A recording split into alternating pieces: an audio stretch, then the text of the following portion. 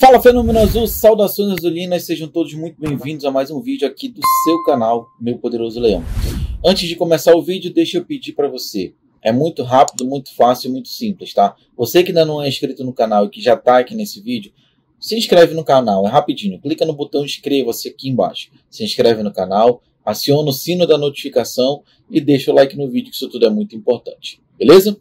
Vamos lá, galera, vamos falar nesse vídeo um pouquinho mais sobre o jogo de ontem, e trazer mais algumas informações que complementam isso, já que hoje é um dia de descanso, né? Foi um dia de descanso aí para os jogadores do Clube do Remo, que a partir de amanhã retomam aí as suas atividades, tá? Bom, festa maravilhosa do Fenômeno Azul, uma festa ao estilo Fenômeno Azul. O Fenômeno Azul lotou o Mangueirão de acordo com o borderô, tá? Borderô. De acordo com informação oficial, ou seja, o borderô, o Remo levou aí 36.074 pessoas.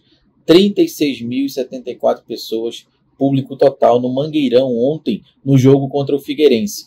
E dessas 36.000, 31.231 pessoas eram pagantes no jogo de ontem, tá? A renda líquida do Clube do Remo foi de R$ 408.493,44. Então, assim, o que foi pedido ao Fenômeno Azul, o Fenômeno Azul cumpriu. Infelizmente, o que foi pedido ao time do Remo, o time do Remo não cumpriu. Como eu falei no pós-vídeo, no vídeo do pós-jogo de ontem, né, o Remo fez um jogo muito diferente um tempo do outro. Isso o próprio Ricardo Catalá falou também na coletiva dele do pós-jogo, onde um primeiro tempo muito impositivo, um primeiro tempo muito dominante por parte do Clube do Remo, onde o Figueirense não deu cerca de nenhum chute na direção do gol. O Remo dominou todas as ações, foi impositivo, foi para cima, conseguiu abafar o Figueirense, que no início do jogo tentou fazer uma marcação alta, mas acabou ali que o Remo rapidamente conseguiu controlar as ações, conseguiu controlar a partida, controlar o primeiro tempo, e aí chegou ao seu gol. Enfim, teve um gol anulado do Diego Ivo, que merecia muito esse gol. O Diego Ivo vem numa evolução muito grande, apesar de muitos torcedores não gostarem nem de ouvir isso, né? Porque assim, tem alguns torcedores do Remo que, infelizmente, eles ficam fixados ali num histórico ruim do jogador e não sai de lá de jeito nenhum. O Diego Ivo tem um histórico ruim, realmente ele tem, mas ele vem numa evolução muito grande dentro do Clube do Remo, principalmente após a chegada do Ricardo Catalá. Para mim, o Diego Ivo ele se torna ali realmente o xerife da zaga. Ele é hoje o principal zagueiro que nós temos. Ah, Jorge, mas ele é pesado, ele é grandão, ok, mas é disso que a Série C, pelo menos até agora, demonstra precisar. E o Ricardo Catalá está sabendo utilizar muito bem o Diego Ivo, que vem realmente numa evolução muito boa, muito grande, e vem se destacando. Não, a propósito, ontem também ele estava muito bem na partida. Foi assim uma pena muito grande ele ter sentido ali um desconforto e ter pedido para sair, porque a zaga perde na qualidade, né? O Diego Guerra, que deu alguns passes, se é que pode chamar de passe, alguns erros técnicos aí tomados por parte do Diego Guerra, que infelizmente, né, ou aliás, que felizmente não resultaram no gol em uma dessas falhas, né? Até mesmo porque ele tinha também o Wendel Lomar, que para mim não passa ainda muita segurança, mas tinha também a chegada do Kevin. O Kevin que, quando é necessário que ele ataque, não tem como contar muito com ele, realmente não é muito a característica do Kevin, mas na defesa, como eu falei no vídeo de ontem também, ele acaba chegando ali às vezes como um terceiro zagueiro. Ele chegou no momento ali a antecipar uma jogada que passou pelo Diego Guerra. O Diego Guerra não conseguiu cortar uma bola alçada na área, e aí o Kevin se antecipou ali por trás do atacante, conseguiu tirar, salvar aquele lance que já poderia ter sido o gol de empate ali naquela situação pro Figueirense. Mas enfim, ontem um jogo muito diferente, um jogo muito distinto, um primeiro tempo muito bom por parte do Clube do Remo, onde o Clube do Remo saiu aplaudido pela torcida, e um segundo tempo muito ruim, onde o Remo foi vaiado pela torcida, não só o Remo, mas também o Jean Silva. O Jean Silva, né, que tem aí, hoje ele tem aí 24 jogos pelo Clube do Remo e tem 4 gols.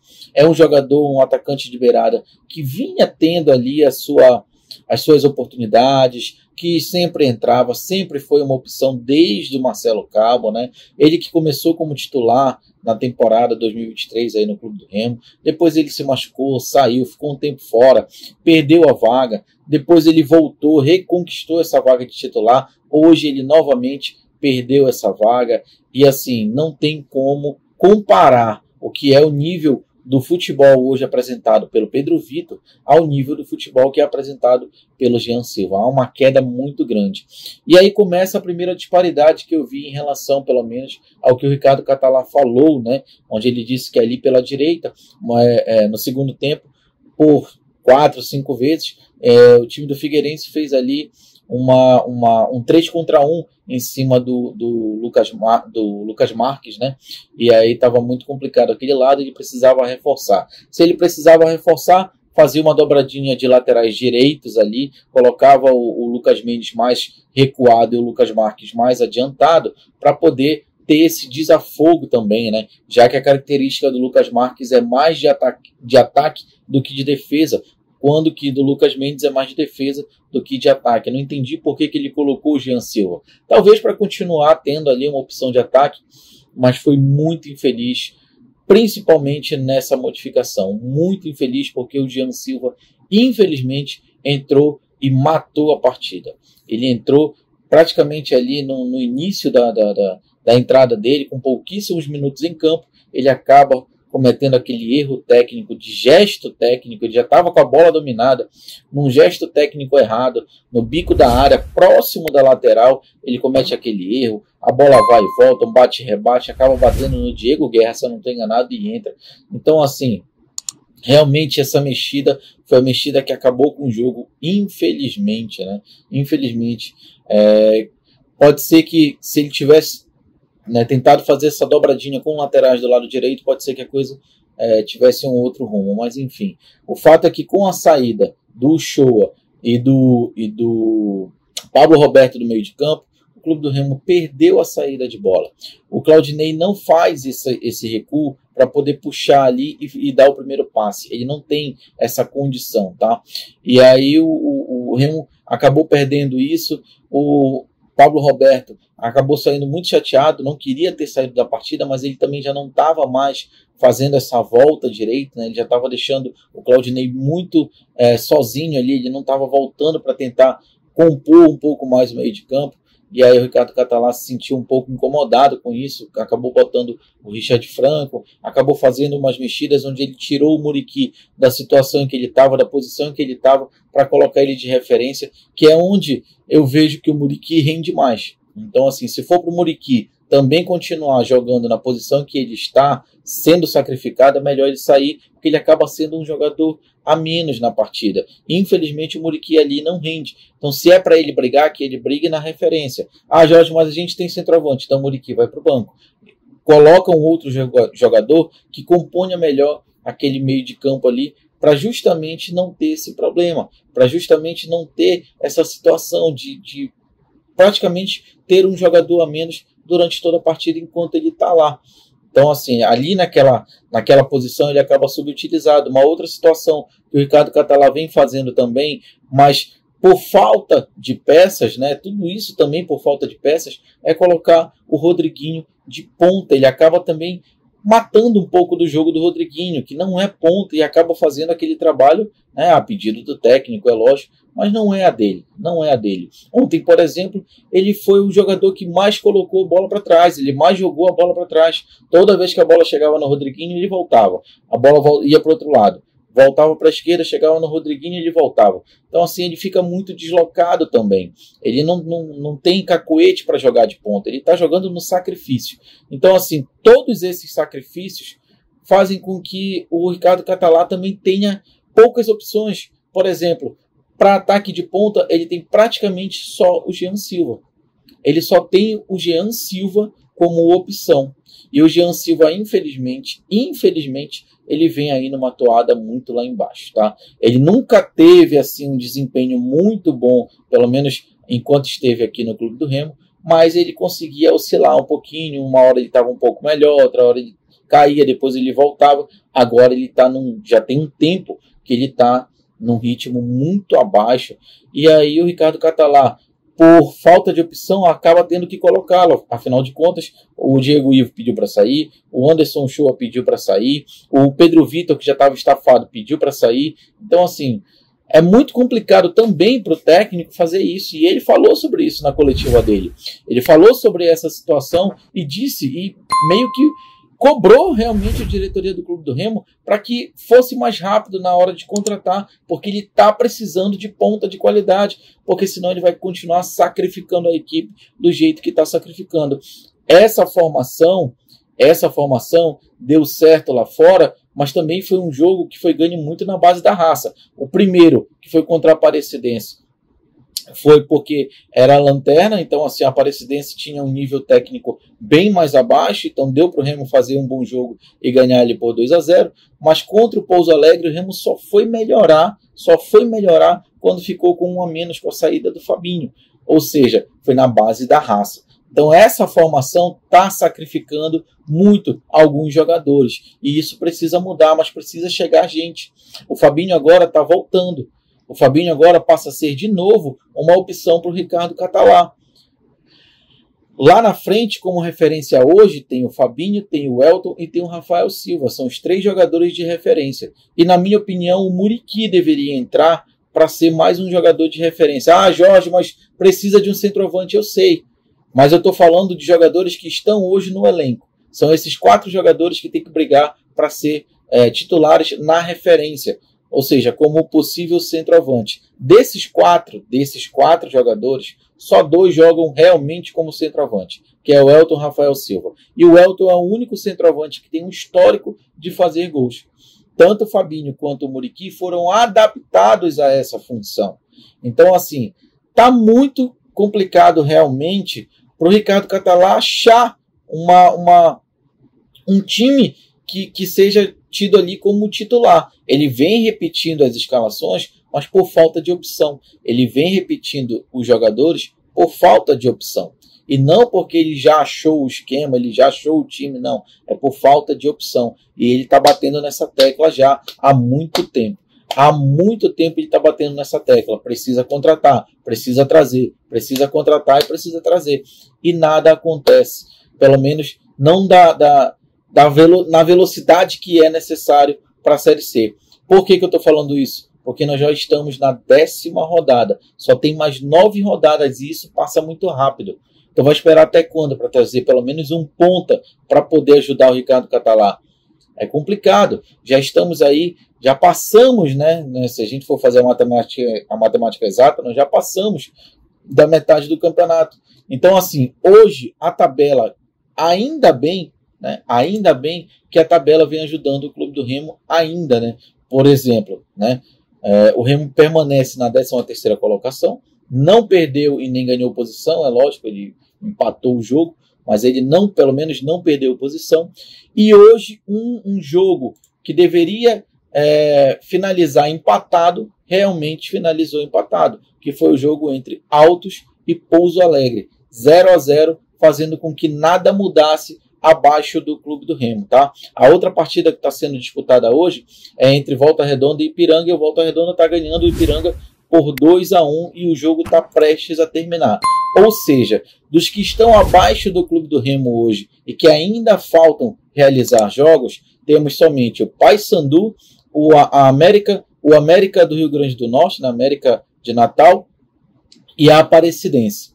Se a gente for pegar esses jogos, que são jogos que hoje interessam para o Clube do Remo, tá? A Aparecidense vai pegar fora de casa o Operário, ou seja, a probabilidade do Operário ganhar a Aparecidense é muito grande.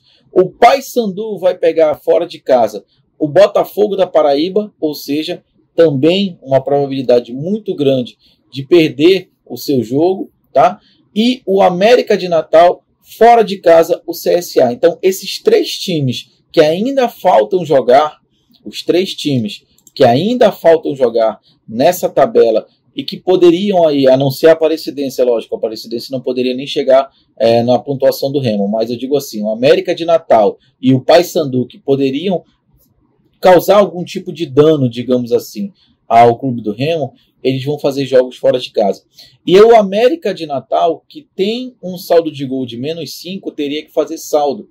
Então, na verdade, ali, 9 fora, como se diz, né? Somente o Paysandu pode ultrapassar o clube do Remo nessa tabela até esse momento. Ou seja, a tabela, mais uma vez, ajudou o clube do Remo. Só o Remo que não consegue se ajudar. Então, assim, quando eu falei ontem sobre a situação do Remo, de ter sido complicada depois desse empate de ontem dentro de casa, foi por causa disso, foi porque a tabela poderia não ajudar. Mas graças a Deus a tabela ajudou o Leão Azul, que hoje tem uma sequência de 5 jogos com 3 empates e 2 vitórias. Antes do jogo de ontem, a sequência eram 3 vitórias e 2 empates. Ou seja, em 6 jogos nós temos 3 vitórias e 3 empates. Jorge, isso é muito ruim? Não, isso não é muito ruim. Se formos pegar só o recorte do Ricardo Catalá na Série C, nós estaríamos lá em cima. Como ele fala também, a pré-temporada eu estou começando agora. Mas isso também, Ricardo, não interessa, porque quando você aceitou vir para o Clube do Remo, você sabia como era que estava a situação. Você conversou antes com a diretoria, então já tinha como ter aí uma prévia do que você iria encarar. Então isso já não é mais desculpa também, essa questão de pré-temporada, de comecei agora, não. Já chega, vira a página, começa a ver isso com outros olhos, de outra forma. Tá? Agora também não concordo com a ideia que foi levantada ontem, que inclusive o Ricardo Catalá ficou muito aborrecido com isso, de troca. Pelo amor de Deus, né, gente? Pensar em troca agora é um absurdo. É um absurdo. Um treinador que chegou no Clube do Remo, pegou o Clube do Remo na lanterna, com 4 derrotas seguidas, e em 6 jogos ganha 3 e empata 3, pelo amor de Deus. Não é excelente, mas é muito bom, tá? É muito bom o desempenho do Ricardo Catalá à frente do Clube do Remo. Então, assim, vamos caminhando. A tabela ajudou, graças a Deus até agora.